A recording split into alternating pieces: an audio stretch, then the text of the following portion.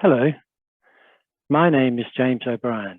I'm Vice President of the International Prader-Willi Syndrome Organisation, and today it gives me great pleasure to have this opportunity to tell you a little more about IPWSO. We primarily are concerned with establishing programs, providing support, and fostering a community. I'm the lucky dad of two wonderful children. My son, Ashley, lives with Prader-Willi syndrome. The first meeting of IPWSO was in 1991 in the Netherlands. A group of people came together, and from that meeting they formed IPWSO, and the first president of IPWSO was Jean Philip Smarterson. Since then, IPWSO has been able to meet almost every 3 years: Norway, Italy, USA, New Zealand, Romania, in Taiwan, UK, Canada, and last time in Cuba. Our next international conference will be in Limerick. It'll be held at the University of Limerick between the 6th and the 10th of July next year. And you can find out more about the conference if you go to this website.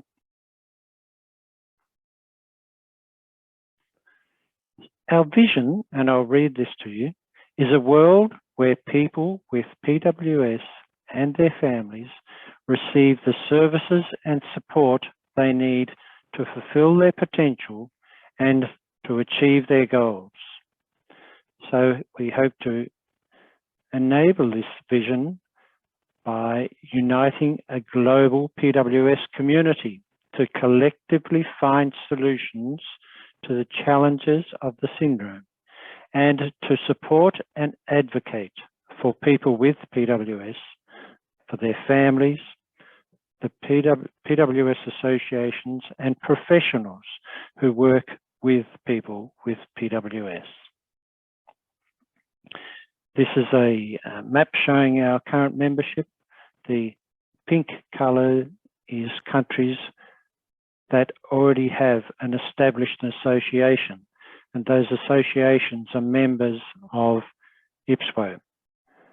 The yellow countries are countries that haven't yet got an association, but we do have contact with people living in those countries. And the grey colour is places where we still haven't discovered or been able to contact the PWS community. We have a board of trustees, and with that board of trustees we have a number of standing committees. We have a clinical and scientific advisory board which looks after all the professional and the health related matters. We have a professional providers and caregivers board and a fam care board that develops brochures and literature. The providers and caregivers develop best practice for supporting people with PWS. Hiding behind me up here, you'll see that we are trying to develop a people with PWS advisory board. This is an ongoing project, and we're fortunate enough to have a CEO and some wonderful people helping our CEO. And down here we've got a number of committees that are working on new projects.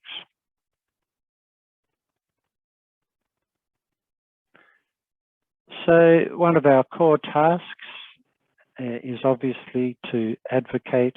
We do this through international organisations such as NORD and the World Health Organization. We endeavour to support people with PWS and their families and their professional carers and right across the globe. We do this by providing free diagnosis in countries where there is currently not a diagnostic test available. We develop resource information in many different languages. I'll talk about that a bit more in a minute. We support the national groups to help them grow and to flourish. And we endeavour to try and develop clinics, specialist clinics, wherever possible across the world. And of course, we run workshops, particularly at our triennial conferences, but also we have conferences and workshops throughout the year. We have a helpline, but this helpline is predominantly for professionals from countries where there might be someone caring for someone with PWS and they're not sure how to go about that, so they can contact us to get in touch with other professionals.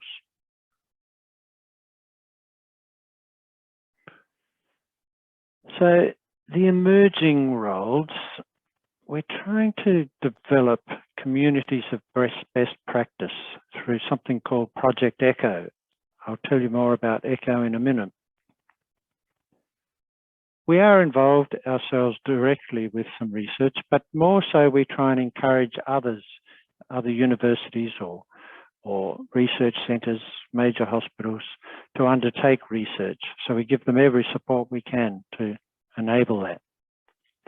We develop social policy, which is around things like food security and how people should look at hyperphagia. We are currently working on several specialist or special initiatives, and I'll tell you more about those in a moment. And of course, we're always scanning the horizon for new ideas. I would encourage you all to take the opportunity to visit the IPWSO website. On our website, you will find resources for families, for professionals, and for caregivers. Now, we have one of the features, which is Google Translate. So you can change the website into one of any of over 100 different languages, so that you can read the information in your own language.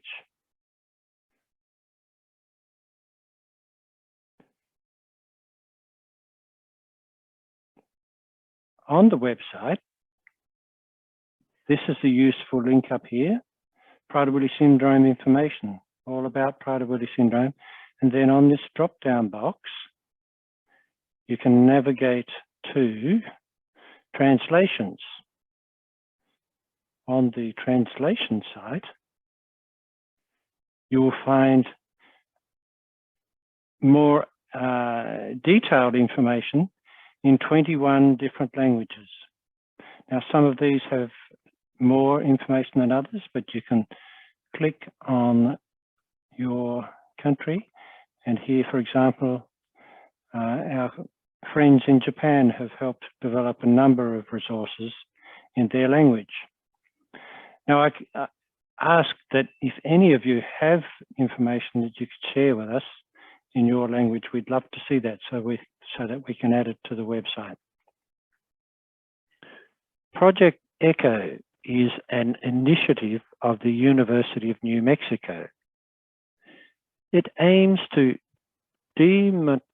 democratize complex knowledge.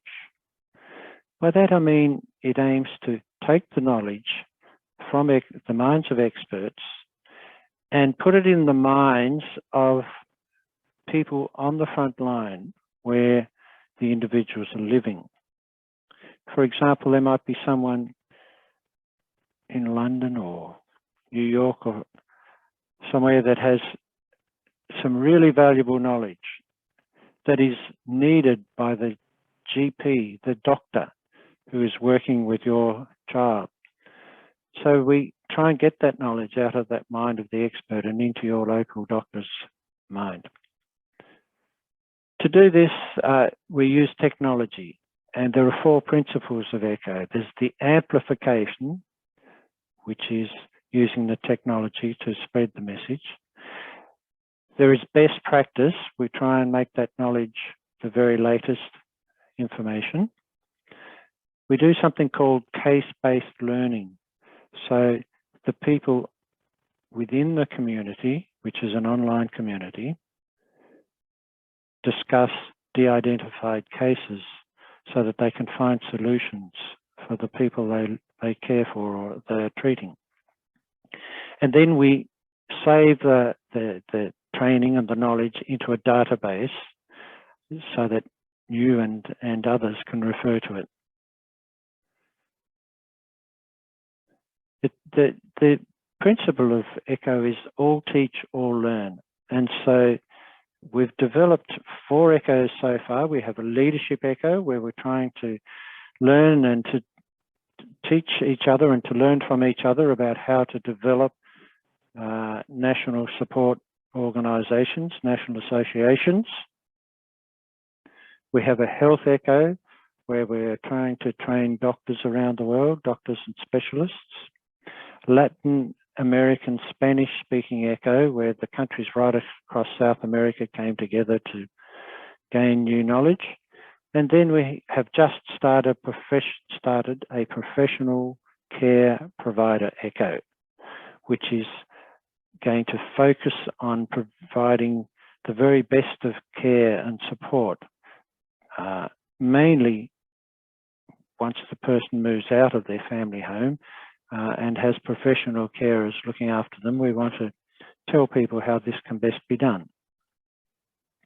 This is what an ECHO would look like. So it's an online community where you all get together and discuss topics.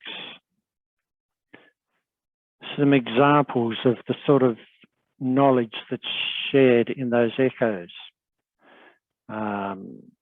We talk about how you could run virtual clinics, or how growth hormone is being provided in different countries. All sorts of different topics that relate back to the care and the support of people with Prader-Willi syndrome. On our website, you can find more resources, short videos, educational videos, under, for example, the Health ECHO resources. This one is about the importance of exercise. This one relates to diet, respiratory challenges, behaviour and mental health. So each of these resources you can view at your leisure to learn more about these particular subjects. A couple of initiatives that we've started recently. One is a mental health initiative. It's often extremely challenging to determine whether someone with PWS is displaying characteristics of the syndrome or whether they actually have a mental health illness. Now, often the psychiatrists misdiagnose Prader-Willi syndrome. So we have set up an initiative where we're going to involve 58 participants from 22 countries, and we've got a whole lot of different expertise within the group. And we'll bring them together again in a virtual community at this stage, but later on, hopefully many of them can attend a workshop in Ireland. And this group will try and determine what is a definition of mental health as it relates to Prader-Willi syndrome.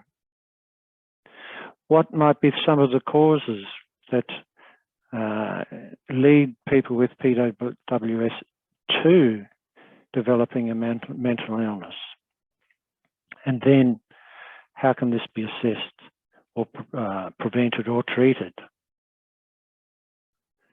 Another initiative is, some of you will be aware that there are homes specifically built and run for people with Prader-Willi syndrome in Europe and in England, in America and in Australia and New Zealand and some other places.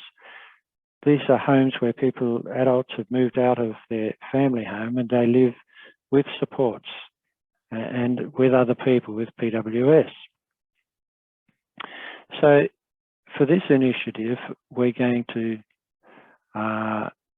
we recognise that funding is always scarce for these things.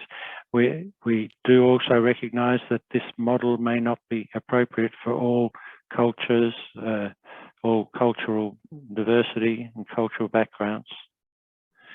But we're going to bring together 3 large PWS specific suppliers, support providers, and 14 smaller ones, and also 10 providers that support someone with PWS, but they share that accommodation with other different special needs people.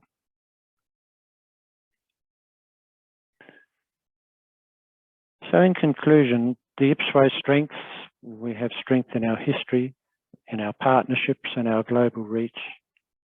We're fortunate to have funding from a number of different sources. So that helps our security and helps spread the risk. Membership, there are 2 Friends of IPWSO set up in Europe and the US. We receive donations from all sorts of people, wonderful donations. Jean Phillips-Madison was the first president of IPWSO, and this is a photo of Jean with her son, who is no longer with us, but Jean is a wonderful benefactor. We receive donations from industry and foundations. The people of IPWSO, we have staff, we have the trustees and advisors. Our many subcommittees have members, and we have other wonderful volunteers. But also vitally important to us is you, the families and the people with Prader-Willi syndrome. You are a very important part of our community, and without you, we wouldn't even exist. You can find more information at pws.org, or you can send me an email if you wish. Thank you for giving me some of your time today.